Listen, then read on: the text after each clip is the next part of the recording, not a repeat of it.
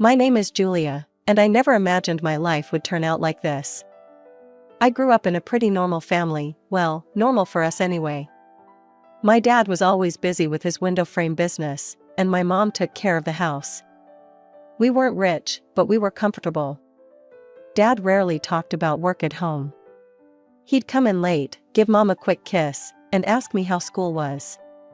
That was about it. I didn't mind though. I was happy in my own little world. I remember the day everything changed. I was 22, fresh out of college and trying to figure out what to do with my life. I overheard Dad on the phone, his voice tense. "No, absolutely not. I won't let you take over my company. I've worked too hard for this," he said. I shouldn't have eavesdropped, but I couldn't help it. My stomach twisted as I listened. Dad's company was in trouble? Why hadn't he said anything? That night at dinner, I watched him closely. He seemed normal, joking with Mom about her overcooked pot roast. But I saw the worry lines around his eyes, the way his smile didn't quite reach them. I had to do something. But what? I didn't know the first thing about business. Still, I couldn't just sit back and watch my family's livelihood get destroyed. The next day, I did some digging. It wasn't hard to find out who was trying to take over Dad's company. Big shot businessman named Robert Caldwell. His office wasn't far from our house. The receptionist looked at me like I was crazy when I asked to see Mr. Caldwell. "Do you have an appointment?" she asked, eyebrow raised. "No, but it's important. Please, just 5 minutes," I begged. She must have taken pity on me, because after a phone call, she waved me towards the elevator. "Top floor," she said. The ride up felt like it took forever. When the doors opened, I was face to face with Robert Caldwell himself. He was older than I expected, silver-haired and sharp-eyed. Well, he said, looking me up and down. "What do we have here?" I swallowed hard. "Mr. Caldwell, I'm Julia Thompson. I'm here about my father's company, Thompson Windows." His eyebrows shot up. "Thompson's daughter? This is unexpected. Come in, let's talk." I followed him into his office, trying not to gape at the view. He settled behind his massive desk and gestured for me to sit. "So, Miss Thompson, what can I do for you?" I took a deep breath. "Please don't take over my father's company. It means everything to him. There must be another way." Caldwell leaned back, studying me. "Interesting. I have a proposition for you, Miss Thompson. I'll leave your father's company alone, if you agree to marry my son." I stared at him, sure I'd misheard. "Excuse me?" "You heard me. Marry my son, make him grow up a little. Do that, and your father's company is safe." I left Caldwell's office in a daze. Marry his son? Was he insane? But the more I thought about it, the more I realized I didn't have much choice. It was either this, or watch my father's life's work crumble. The next day, I found myself back in that intimidating office. Caldwell was waiting, a smug smile on his face. "So, Miss Thompson, have you made your decision?" I took a deep breath. "Yes. I'll do it. I'll marry your son." Caldwell clapped his hands together. "Excellent. Let's introduce you two, shall we?" Before I knew it, I was being ushered into another room. And there he was, Caldwell's son. I'd expected some stuffy businessman type, but the man who stood up to greet me was anything but. He was tall, with messy dark hair and a crooked smile. "Hey," he said, extending his hand. "I'm Jack. You must be Julia?" I shook his hand, trying not to show my surprise. "Yeah, that's me." Jack's father cleared his throat. "I'll leave you two to get acquainted." As soon as the door closed behind him, Jack's casual demeanor vanished. He ran a hand through his hair, looking uncomfortable. "Look, I'm sorry about this. My dad, he's got some pretty old-fashioned ideas." I shrugged, trying to seem nonchalant. "It's fine. We're both adults, right? We can handle this." Jack laughed, but it sounded forced. Yeah, sure. Just a casual arranged marriage. No big deal. We spent the next hour talking, and I hate to admit it, but Jack was kind of interesting. He was smart and funny, even if he did seem a bit irresponsible. I could see why his father wanted him to grow up. Over the next few weeks, Jack and I started dating, if you could call it that. We went out to dinners, movies, the usual stuff. But there was always this undercurrent of awkwardness. We both knew this wasn't real, no matter how much we pretended. And so, 6 months after that fateful meeting in Caldwell's office, I found myself walking down the aisle. My dad looked so proud, so happy. He had no idea of the deal I'd made to save his company. As I said my vows, I looked into Jack's eyes. There was no love there, not really. But there was friendship, and maybe that could be enough. The reception was a blur of congratulations and champagne. Jack's mother, Elizabeth, cornered me at one point, her smile tight. "Welcome to the family, dear," she said, her voice dripping with insincerity. "I do hope you'll make Jack happy." I plastered on my best fake smile. "I'll certainly try, Mrs. Caldwell." As we left for our honeymoon, I caught a glimpse of my father-in-law. He was beaming, clearly pleased with himself. I felt a flash of anger. This was all just a game to him. The first few years of our marriage were interesting, to say the least. Jack and I settled into a routine of sorts. We lived in a nice house, courtesy of his father's wealth, but it felt more like we were roommates than husband and wife. I tried my best to be a good influence on Jack. Slowly but surely, I saw changes in him. He started spending less time with his party-loving friends and more time at the office with his father. I could see the pride in his father's eyes when Jack started showing real interest in the business. It made me feel like maybe this whole arrangement wasn't for nothing. Jack's mother, on the other hand, was a different story. She never outright said anything, but I could feel her disapproval radiating off her in waves. The way she'd purse her lips when I spoke, or the backhanded compliments she'd give. "Oh, Julia, that dress is interesting. So brave of you to wear something like that." I'd grit my teeth and smile. "Thank you, Mrs. Caldwell." Despite the challenges, I held on to hope. Maybe, just maybe, Jack and I could grow to love each other. Maybe when we had kids, things would change. But life had other plans. It was a crisp fall day when we got the news. Jack and I sat in the doctor's office, the silence heavy between us. "I'm sorry," the doctor said, his voice gentle. "But the tests show that you, Mr. Caldwell, are unable to father children." The words hit me like a physical blow. No children. The one thing I'd been counting on to bring us closer, to make this marriage real, was now impossible.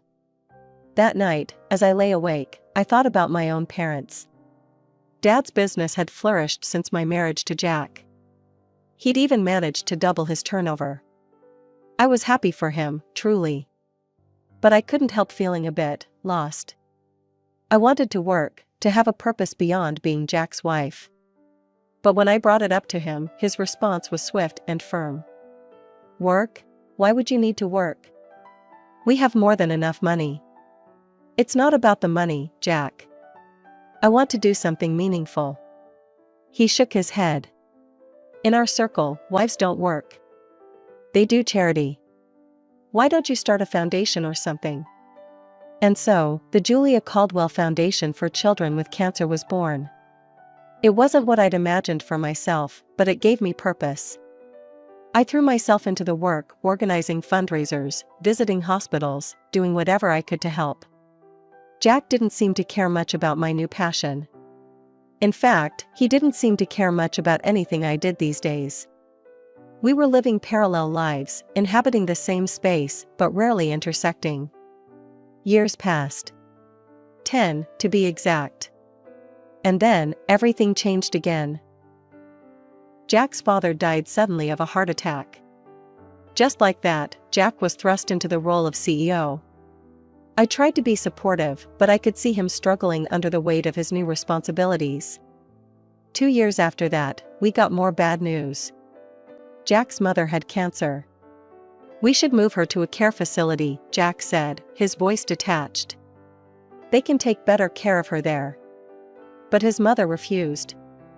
I will die in my own home, she declared, her chin lifted defiantly. And so, drawing on my years of experience with the Cancer Foundation, I took charge of her care.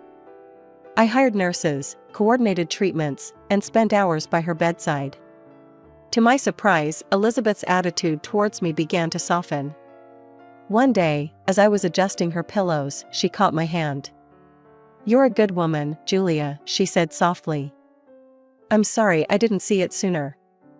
I felt tears prick my eyes. "Thank you, Mrs. Caldwell." 5 years passed since Jack took over his father's company.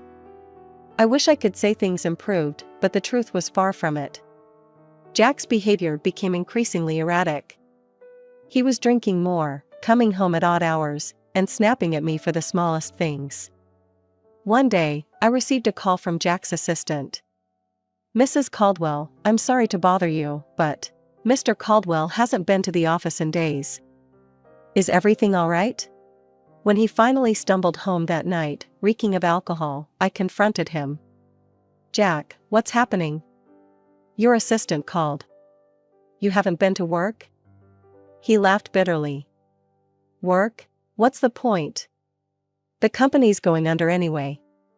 Dear old Dad left me a sinking ship, and I couldn't keep it afloat." I couldn't believe what I was hearing. All those years of hard work, gone? And Jack seemed almost relieved. Desperate to salvage something, I reached out to my father. Despite being semi-retired, he agreed to help. He offered Jack a position as his deputy, hoping to mentor him back to success. But Jack's heart wasn't in it. He showed up late, left early, and generally did the bare minimum. I watched helplessly as my father's sales figures began to drop. I knew I had to have a serious talk with Jack. One night, after he'd had a few drinks, as usual, I approached him. "Jack, we need to talk about work. You're barely showing up. My father's company is suffering because of you." Jack's face contorted with anger. "Oh, so now it's my fault? I never wanted this, Jules. Any of it." "What are you talking about?" He laughed, a harsh, ugly sound. "This life. This marriage. I'm just waiting for Mom to kick the bucket so I can sell her house and get out of here." I stared at him, horrified. "How can you say that? Your mother is dying, and all you care about is her money? Don't act all high and mighty," he spat. "We both know this marriage is a sham. You're just as eager to get out as I am." Disgusted, I turned to leave the room. As I opened the door, I came face to face with Jack's mother. The look on her face told me she'd heard everything. For a moment, we just stared at each other. Then, silently, she reached out and squeezed my hand. In that gesture, I felt her gratitude, her understanding, and her sorrow. The day I got the call about my parents' plane crash, my world shattered. Mom and Dad, gone in an instant. Their small plane to Hawaii, meant to be a second honeymoon, became their final journey. I needed support, someone to lean on. But Jack? He was nowhere to be found. My own husband couldn't even be bothered to show up to the funeral. As I stood there, watching my parents' caskets lowered into the ground, I felt more alone than ever. After the funeral, anger began to replace my sorrow. How dare he? How could he abandon me when I needed him most? With this newfound fury fueling me, I marched into Dad's company, our company now, I supposed. The sight that greeted me when I entered Dad's old office made my blood boil. There was Jack, lounging in Dad's chair like he owned the place, barking orders like some conquering hero. "Jack," I said, my voice tight with barely contained rage. "We need to talk." He looked up, his face a mask of annoyance. "What is it now, Jules? Can't you see I'm busy?" "Busy?" I spat. "You couldn't even be busy enough to come to my parents' funeral." Jack rolled his eyes. "Oh, here we go with the moralizing again. You know what, Jules? Always nagging, always pushing. Well, I'm done with it. And I'm done with you. I stared at him, shocked. Then I saw something change in his eyes. A cold, calculating look replaced the anger. You know, Jules, he said, his voice suddenly calm. This company? It's worth about $17 million. And guess what? As deputy director, it's all mine now. My heart dropped. What are you talking about? He leaned back in the chair, Dad's chair, with a smug smile. I'm the deputy director. I have all the passwords, access to all the accounts. I'm in charge now, and there's nothing you can do about it. You can't do this, I said, my voice shaking. You've already run your father's company into the ground. I won't let you do the same to my father's legacy. Jack laughed, a cold, harsh sound. Oh, I'm not going to run it. I'm going to sell it, piece by piece. And then I'm going to live like a king. Before I could stop him, he turned to the computer. I watched in horror as he transferred a large sum from the company account to his personal one. There, he said, turning back to me. That should keep me comfortable for a while. Then, as if this whole thing was just a minor inconvenience, he reached into his desk drawer and pulled out a stack of papers. He tossed them at me casually. Oh, and here, divorce papers. I think it's time we ended this farce, don't you? I caught the papers reflexively, my mind reeling. This couldn't be happening. It was too much, too fast. My parents dead, my marriage over, my father's company being stolen right in front of me. I left the office in a daze, divorce papers clutched in my hand. But as I walked, something inside me shifted. I'd spent years bending to Jack's will, to his father's manipulations. No more. It was time to fight back. With renewed determination, I headed straight to my father's lawyer's office. Mr. Henderson had been Dad's friend and confidant for years. If anyone could help me, it would be him. Julia, Mr. Henderson said, rising to greet me as I entered his office. I'm so sorry about your parents. How are you holding up? I collapsed into the chair across from him, the events of the day spilling out in a rush. Mr. Henderson listened patiently, his expression growing grimmer by the minute. When I finished, he leaned back in his chair, a small smile playing on his lips. Julia, I think it's time I shared something with you. Your father's will.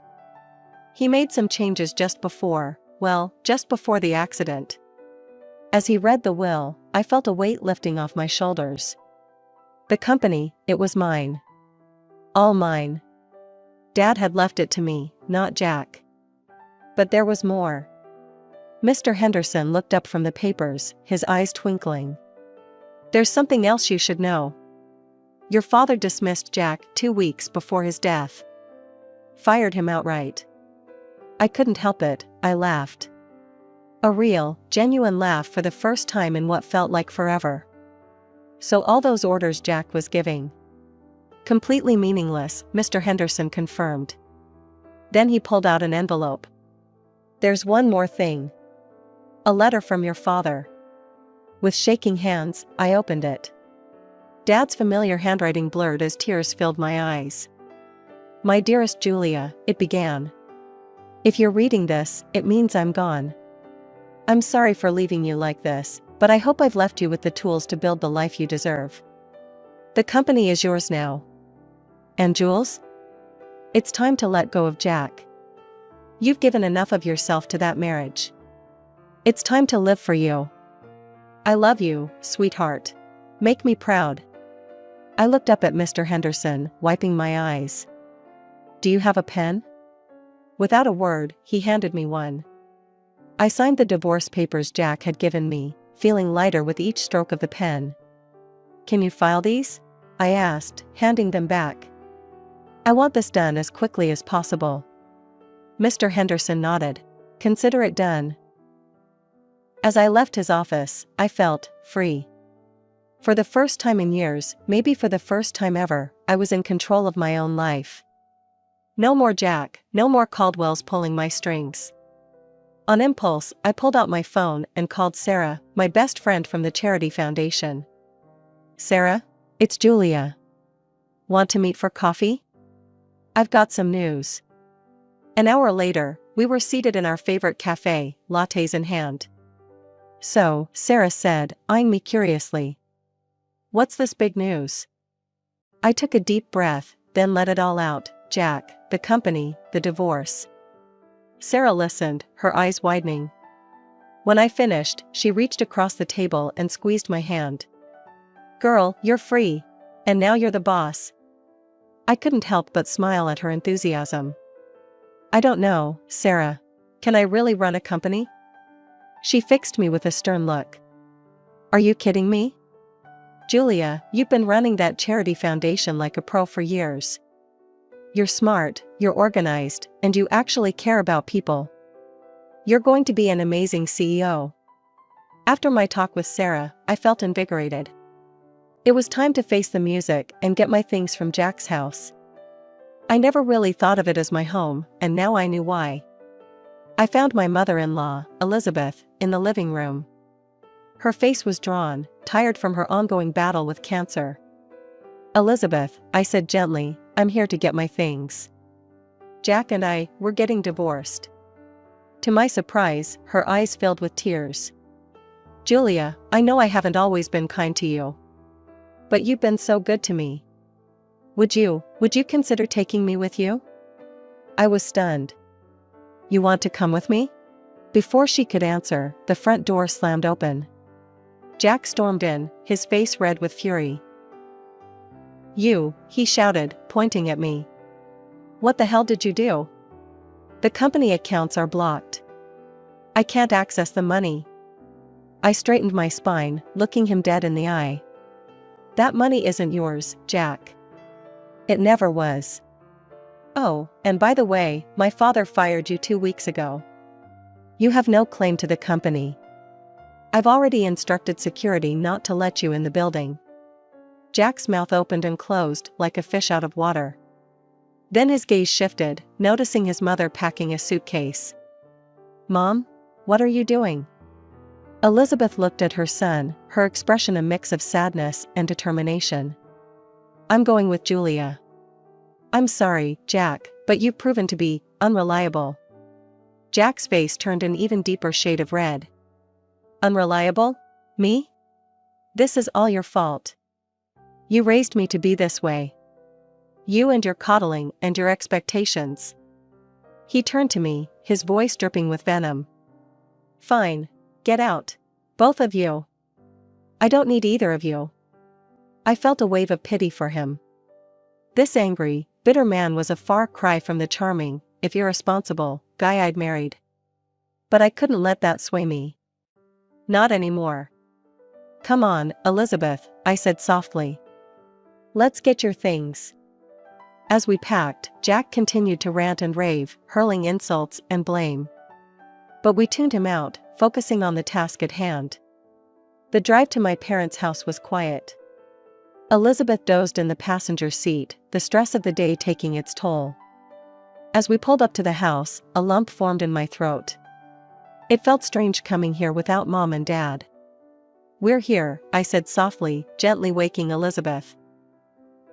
I helped her inside, leading her to my parents' room. It felt right, somehow, to give her this space. Are you sure? Elizabeth asked, her eyes wide as she took in the room. I nodded, swallowing past the lump in my throat. Yes. I think they would have wanted it this way. As I helped Elizabeth settle in, I felt a strange mix of emotions. Grief for my parents, relief at being free from Jack, uncertainty about the future. But underneath it all, there was a glimmer of hope. Taking over Dad's company was like diving into the deep end of a pool without knowing how to swim.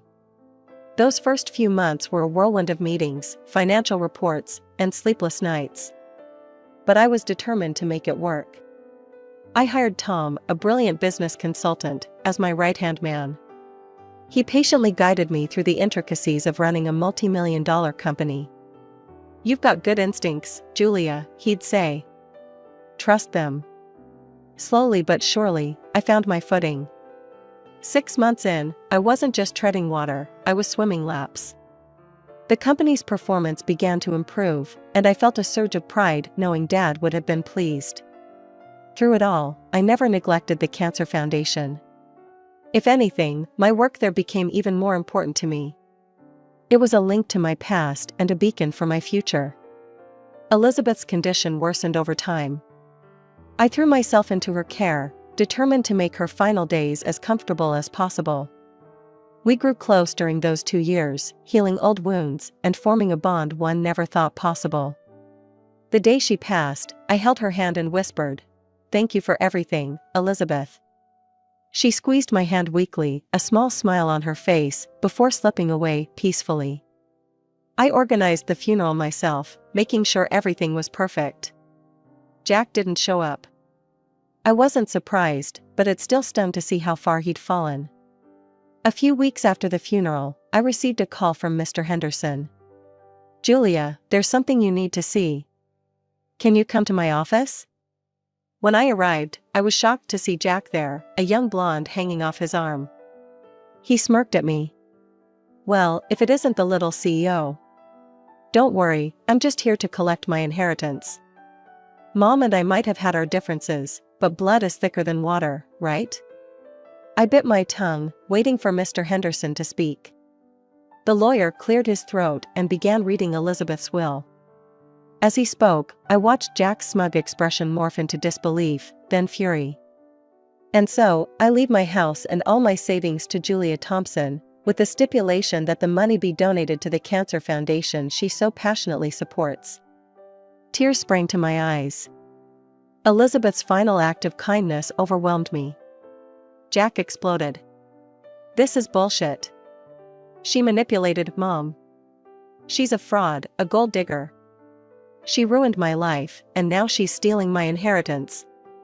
His girlfriend, looking bewildered, stepped away from him.